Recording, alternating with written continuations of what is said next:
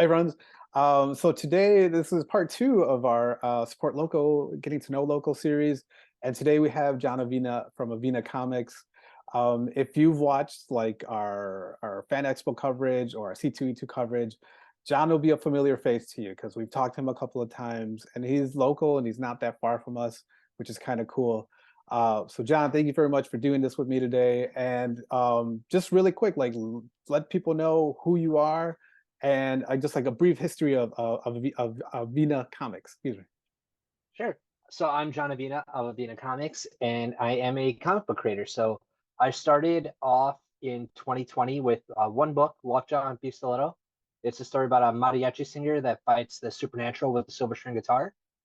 And then during the pandemic, I really just started to like find my groove in writing and in creating. And within like the first year, we had 20-ish books out, expanding from Lockjaw to Lucha Forever, Americana, and Cinema Muerte were some of our bigger books. And more recently, we just sold one of our titles to a company called Blood Moon Comics. So that is available nationwide at comic book stores now. And yeah, we've just been busy making books and trying to get our name out there. Yeah, yeah. Then like it's pretty awesome because like since I've known you, I've seen like more and more titles come up, which is fantastic because it means like I want to see what's going on in your head because I feel like there's like so many tabs open and all these stories. But I think that's one of my questions for you too. It's like you have all these series out, and they're all like different, but there's like a similar theme pretty much in all of them. So how do you like A, know what you're gonna come up with next, and then B, try to keep it, I guess you could say, in one window as you go to the next tab and so on. So like so not, overdo yourself and be like, oh, what am I writing about right now? Yeah, so I have like ADD or something, so I can handle a bunch of tabs open at once and juggle it. So for the world of like Lucha Forever, I know exactly where that's going to go from like A to Z. There he is. Yeah. So for like King Midas, I know his story in and out. For Lockjaw, I have him and his monsters kind of planned out already. And then whenever a new idea sparks, I kind of play with it for a little while and kind of mull it over. Is it a new story with a new lead that I need to tell? Or is it a story that I can fit into one of our existing worlds? Like if I think of a cool villain or a cool scene, well, can that be a Lockjaw scene, or does that need to survive on its own? We do have two new books coming out this year. One is like a retro sci-fi murder mystery, so I call it the Jetsons meets like Melrose Place. So it's very fun, very like futuristic. So I'm looking forward to that one. It's called Better Things to Come. And then we have another one that we're going to launch the Kickstarter for in December. And we actually teamed up with a local wrestler, Shelly Benson. She wrestles out of Berwyn, and she's going to be she's a co-writer on it with me. So we already finished the book. We just threw up the Kickstarter link today, so people can sign up early for when it releases in December. But that's like a whole line of science fiction storytelling that I wanted to do that didn't fit into the other pockets. But when I met Shelly, she was the person that like I wanted to write about. That's who she was in real life. So we just took her wrestling persona and turned it into a comic book character. That's awesome. That's awesome. And then yeah, friends. I mean, afterwards, I mean, we'll have the link to that Kickstarter in the comics or comments. Excuse me. So if you want to like jump in and then help it out. But yeah, but I mean like being that you're a creative and doing all these comics, like what was like the one thing, like I guess when you were younger, that lit up that spark in you that said, I want to make my own comics, or I want to do, I want to be a comic creator. It was The Simpsons. So The Simpsons had like their early comic books, like those bongo ones. I actually have like a little Bartman here, because that was the first comic I ever read was the Bartman comics.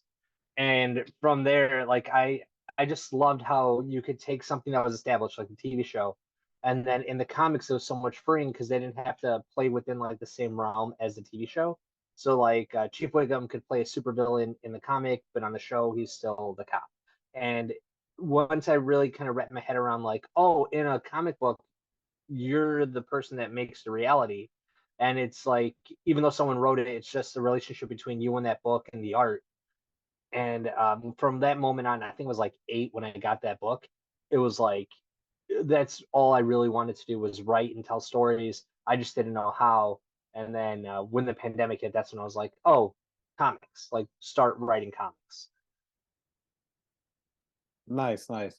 Was there like a well, right now you just told me the Bartman one, but is there like specific like artists or like storytellers of comics that that inspired you also to make these stories? Like who are like the ones that you would recommend to people that like they want to know, I guess, where your style comes from or where your ideas come from? Like you'd be like, oh, I'm kind of closer to Claremont, but really more like, McFarlane in my art or something like that.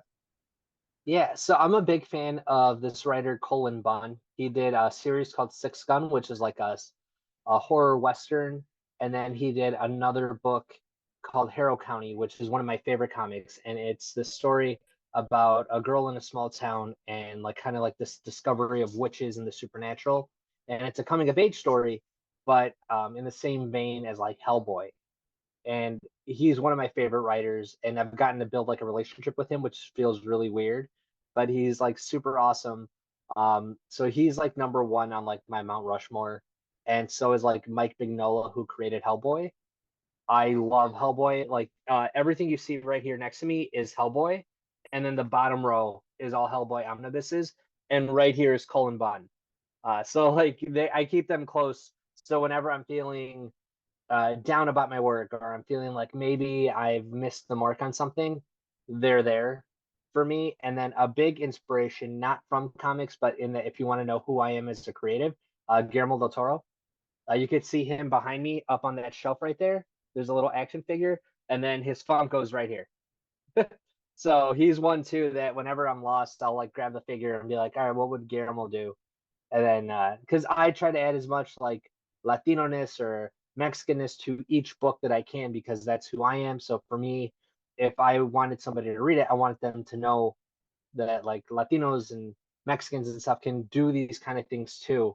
And that's one of the most important things for me in my storytelling. Yeah, that's one thing that I did want to bring up because I think when I first talked to you, you did tell me about that. Like that's why one of the reasons you were doing this because we don't really see ourselves in these comics. And I think the one that sold me was the Last Paletero, which is like one of my favorites right now. But yeah, definitely. I mean, like how other than than the representation, like why is it also do you feel like it's important for these comics to be out and for people like us to see each other in these books?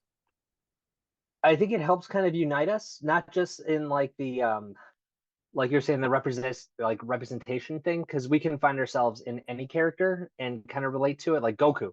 Goku's not really Mexican, but like to every Latino person, Goku means something. So to me, I wanted it to be something that was like, hey, like even if you're not Mexican, you know what a paletero is, and you know what it means to you. It means like, oh, you're around like your people, you're home. When you hear the bells and you can hear like the paletas, or you can like smell the tamales from like the tamal lady like really early in the morning. I wanted to capture. For me, I live in Pilsen. I work in Pilsen, so for me, I wanted Pilsen to. Yeah, sorry, got a visitor. So I wanted that feeling of Pilsen in the books. Go watch TV.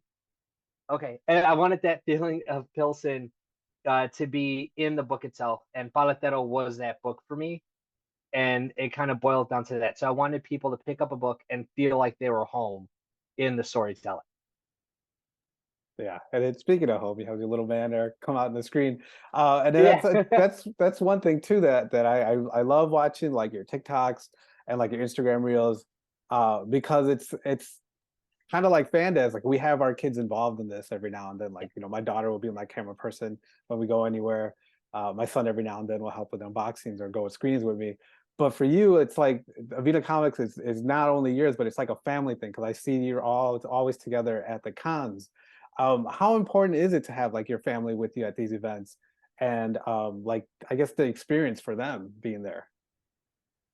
It for me, I don't think I'd be able to do it if I couldn't bring my son to the shows, because then I'd be giving up even more time with him to be working even more. So like I do my regular day job. I get home by 2 because I wake up at like 4:30. So I have early days. I get home, I write, I do the Kickstarter stuff, all that kind of things. And then it's like I don't really get to play or be dad till like 5:30, 6 o'clock. And then I feel like I've wasted a lot of time missing that. And at shows, having him there, I get to still be dad. We get to still play. He gets to be a part of it, and it's really great. Same thing with like my wife. She's kind of like my manager, so she like handles the money at the show, so I don't have to be like, how much change do we have, or ring everyone up. She can ring them up while I'm talking or signing or doing whatnot.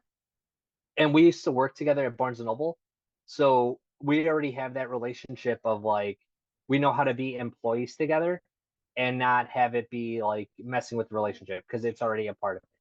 So there is that like aspect already that helps, and it's just great because she is like our editor, so she knows my stories. So if somebody's asking me, she can be like, "I like this book. I can help recommend that book," and it helps us just spend time together. That's awesome, man. That's it's funny you say that she's your editor because that's how my wife is for me. Like after I write a post, I'm like, "Can you read this real quick just to make sure like it sounds right?" And like she'll like just point out my errors. So Grammarly doesn't always work, but Grammarly is nice to have. Yeah, It's also good to have like human eyes reading your stuff. Um, you did mention the Barnes and Noble thing, and I did see like I went like on your website and I saw that you did like wedding photography and like are you a mortician. yeah. So anything from those like jobs have that has helped you like in any way with your comics? Like I figure like with photography, you're probably always like imagining how certain scenes are gonna look. Yeah. So has that like has that bled into the comics? Yeah, so definitely for photography, it's the most hands-on because you get real used to rejection right away.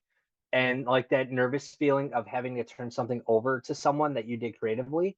Because I'm shooting weddings, I'm shooting quinceañeras. So it's like these once in a lifetime events that you only get one shot at, right? I can't go back and redo it in case my lens fogs up or something. I have to be creative on the spot, and it really helps with my writing because now I'm not second guessing myself. I've learned to trust my gut and to go with my gut. So that works out really well for that. And for the horror stuff, it's like a lot of those stories that I write about grief come from my experience at the funeral home and seeing people really struggle with that. So my versions of grief aren't like the Punisher where he loses somebody and then like immediately can function again. In my stories, when people go through grief, it takes them time to move on. Like in Lockjaw, in the first issue, he loses his bandmates, and it takes him 10 years till we see him again to figure out how he got through it. So definitely those kind of things and that work bleeds into the book. Yeah, that's completely incredible. Because I mean, yeah, I mean, it always helps having these life experiences, and then when you're working on something, how it like sometimes you do it intentionally, I guess, but sometimes you just don't really think of like, oh wait, this connects to that. Being that the holidays are coming up, I know you have like a TikTok Yeah, shop. Um, so I mean, I've always see one of the great things that I see about of your TikTok is when you do the mailings for uh, the orders. Like, how did that come about? Like, was it just like something that you wanted to do for more content, or you're like, it would be fun to do this for the customers? I thought it would be fun for people to see like that I am involved in all the aspects of it. So it's not like somebody comes, does our packing, and then like I'm not a part of it. I actually sign everything and do it all myself. And it's fun to do it. And it does give me more content, which is nice. But for the most part, it's just like I want to double check the order too. So doing the content, like doing the order packing, the people that ordered it can see it going out and they can see that like I was a part of the whole thing. Yeah, and it's always fun to see it too, because that's for me, I enjoy those because it's like I always want to see what people are ordering because not Yeah. everyone always orders the same thing. They'll like switch it up a lot.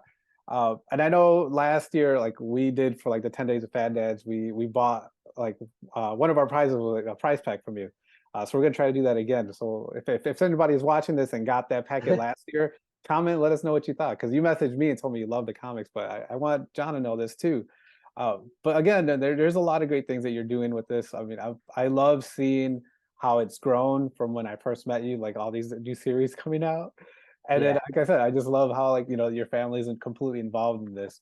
But again, I think we kind of touched on it, but like how, like other than like your wife and your son, like how like other members of your family, have they supported you with this, or like does everyone like talk about like what you do, or they're just like, yeah, he has a hobby with comics? So it's cool that all my family, like, they think it's bigger than it is. Like for me, it's something I'm trying to build, right? But I know I'm not like Scott Snyder. I'm not like any of these really big creators that people are like super lined up to see.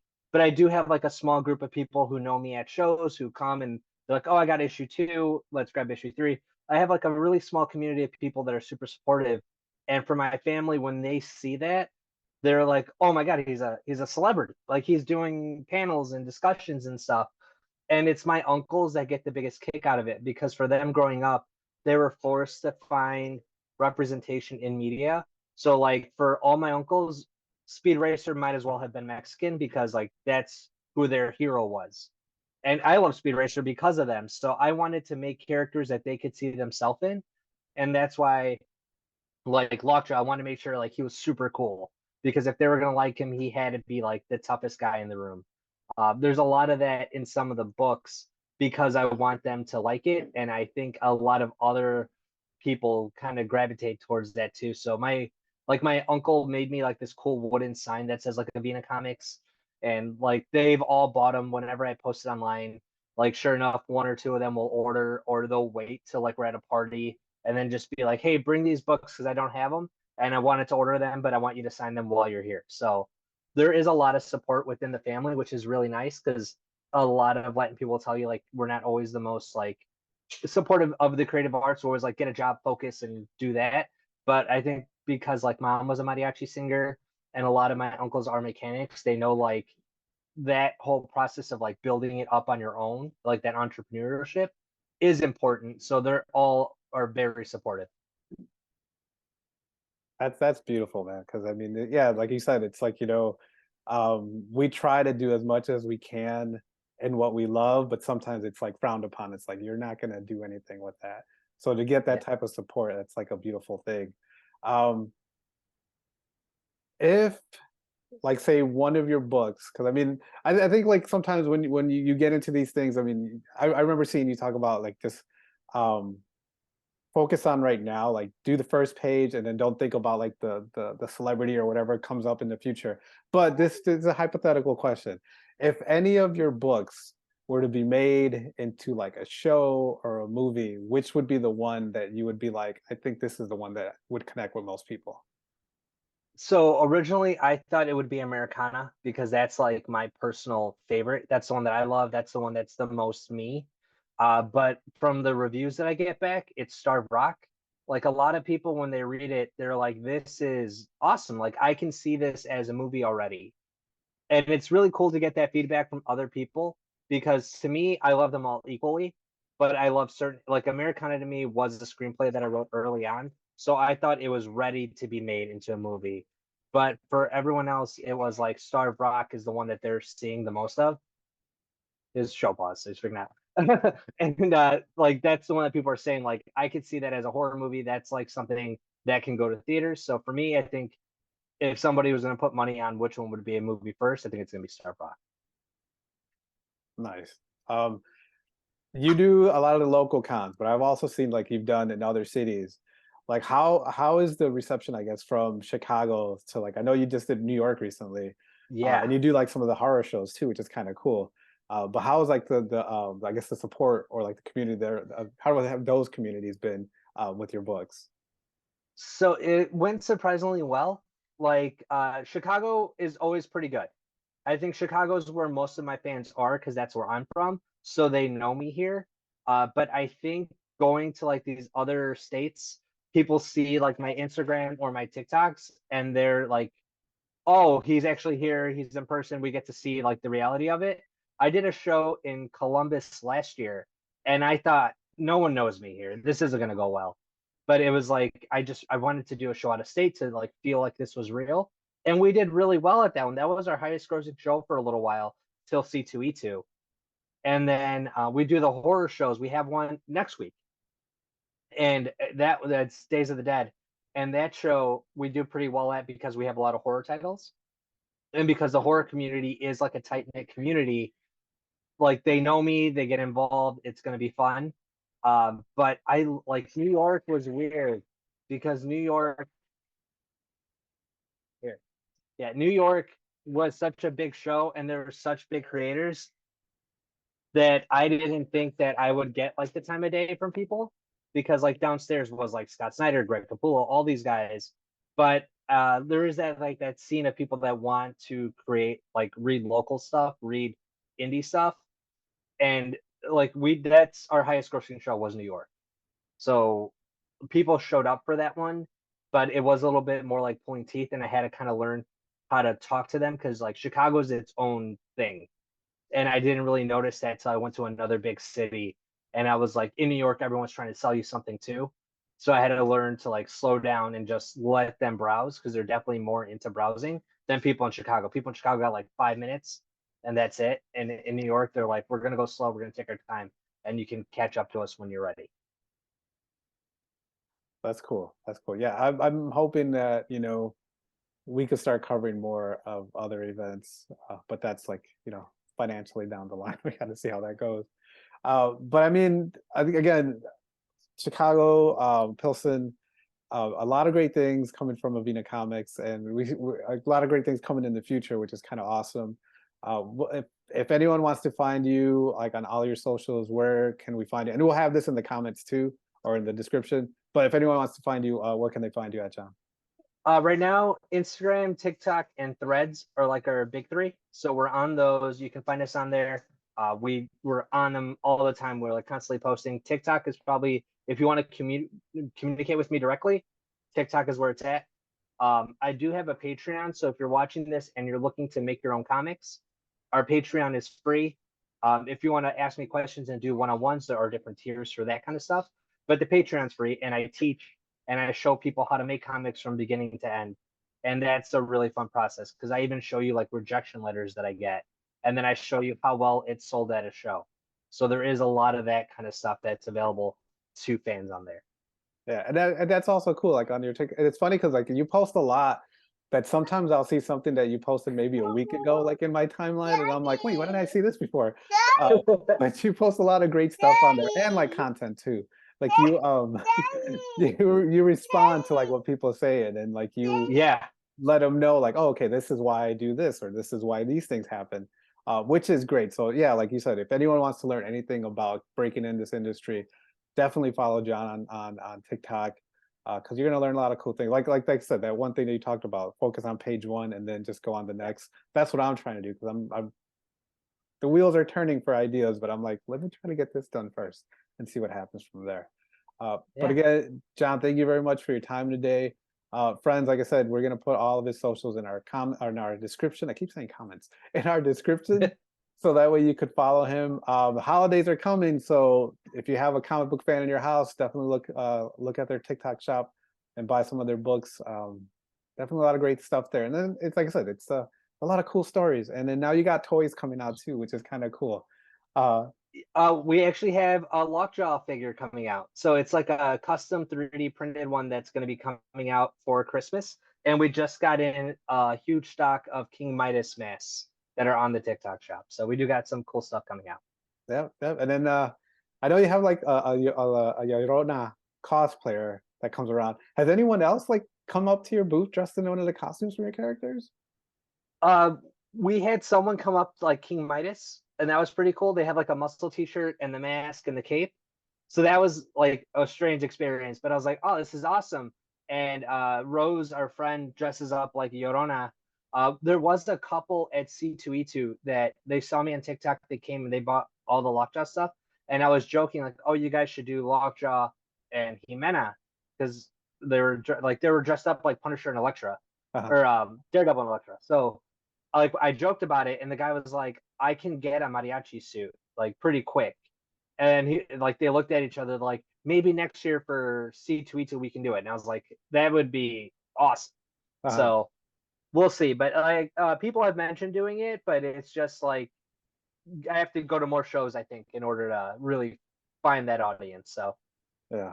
Well, hopefully. Well, if anybody watches this and has an idea, wants to dress, need ideas for Halloween or C2E2, there you go. There you there you go. go. But again, John, thank you very much for your time today. Again, friends, definitely support Avina Comics. They got a lot of great things out there. And John, again, thank you for your day, man. Take care. Thank you.